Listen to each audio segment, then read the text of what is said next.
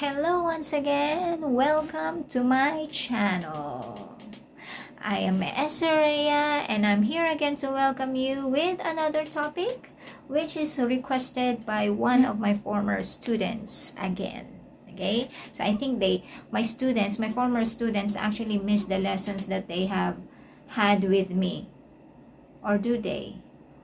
Or they may have forgotten, or they may not have understood when I discussed before in class.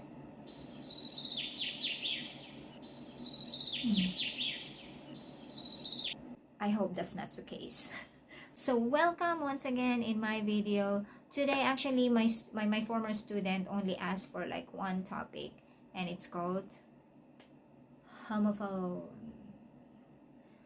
However, ladies and gentlemen, I'll be including two more topics that go together with homophones, and they are homonyms and homographs.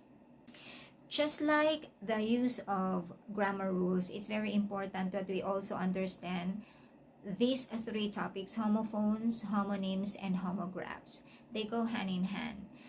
Why do we need to understand the homophones, homographs, and homonyms? There are many instances wherein what we think the words that we use are actually correct, that these words actually convey what we mean, but only to find out that we are actually using the wrong words in our statements, and that creates misunderstanding, confusion. Why do we need to study all of this, or the three of these concepts?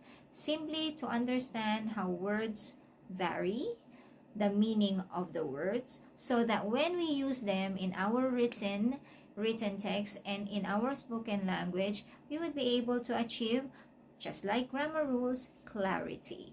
Okay, so this is precisely the reason why we are going to take up the three topics. Aside from that, of course, vocabulary development. This is also to improve our vocabulary, right? So we're going to start with homophones. So what are homophones, ladies and gentlemen?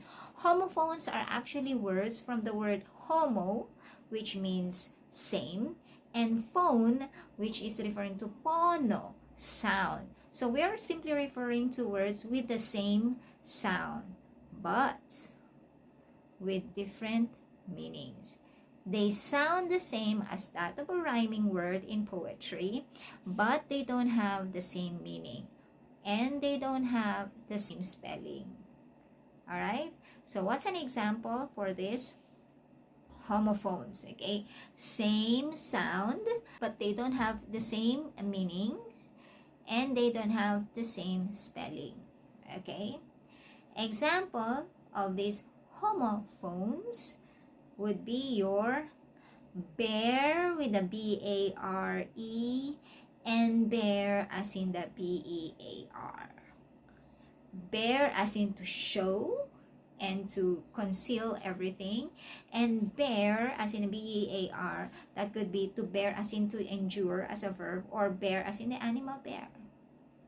Okay? So these two words are examples of homophones because they sound the same, but they are spelled differently, and their meanings are also different. These are homophones. So what are other examples of homophones? So we have ice as in I-C-E, brr. Eyes as in your eyes, E-Y-E-S, okay? And then eyes as in the eyes when you're trying to mention a number of letter I, okay? Eyes. I had 3 eyes in my sentence. Okay, eyes. I''S. Eyes. Right? So these are actually examples of homophones. Other example include isle as in I-S-L-E, which is referring to an island, and aisle with an A-I-S-L-E, which is referring to a pavement or to some sort of like a corridor, corridor, okay? They sound the same, but they have a different spelling and a different meaning. And so, even if they sound the same, if these words now sound the same, the way they are used in a sentence would vary because they vary in their meaning. Got it? Good. Next one is what we call as homographs. So just like homophones, homo, same. Okay? So homo stands for same. Graphs, from the word graphing, of course, we have what we call as same writing. So we are referring to words that have the same spelling, but they are pronounced differently, and so they have different meaning. I repeat, so homographs, they are same in the writing, but they are pronounced differently, and they have different meaning. So what are examples of homographs? Bow, B-O-W, bow. And a bow, as in a bow and arrow. Okay? Same. Present and present. Okay? Present, okay? Present, take note of the stress in the syllable. Present is referring to a gift. Present is referring to showing, or to show or perform. Okay? Another one, we have the word record and record. Record is actually a noun which is referring to a list, something that you keep in tally. Okay?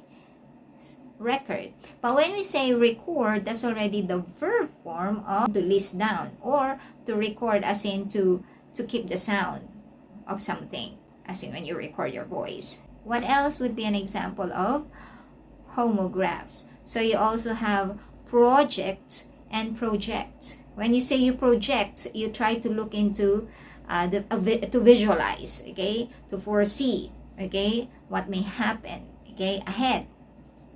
But when you say project, so it's either a program or a pattern or an activity. Okay? So these are your examples of your homographs. So you see the difference between a homophone and a homograph. Now we move on to our homonyms.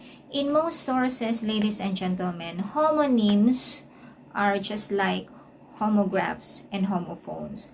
But we have to identify them properly because they would still be classified accordingly.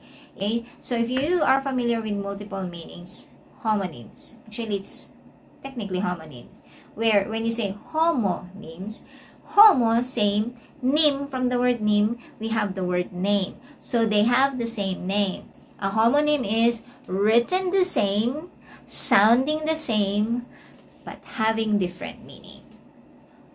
How is that? Example, bar. Bar has different meanings. So you might as well be referring to a place where you go drinking and partying. Okay? Bar. You're also referring to a bar as in a long, thin metal for enclosing. It could be wood or metal, as in that of a cage. Bar. Okay, the bar that makes up a cage. Okay, so that's bar. You can also be referring to a bar as in either a block of wood or that of a bar soap or a chocolate bar. So something that is thick in its and elongated, shall we say. So a bar.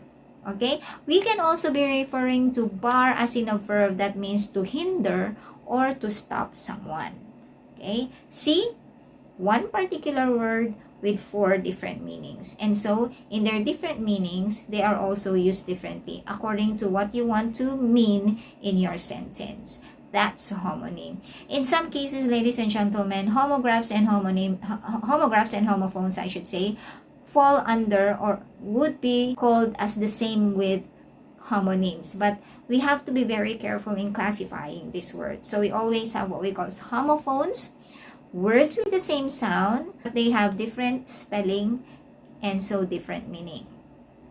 We have homographs where they are same in writing, but they don't sound the same and therefore they don't have the same meaning. And we have homonyms which are also called multiple meanings, okay, of words, where we are only referring to one particular sound but having various meanings. Make us identify how words are used, which in turn will be an application to diction, how we properly use words.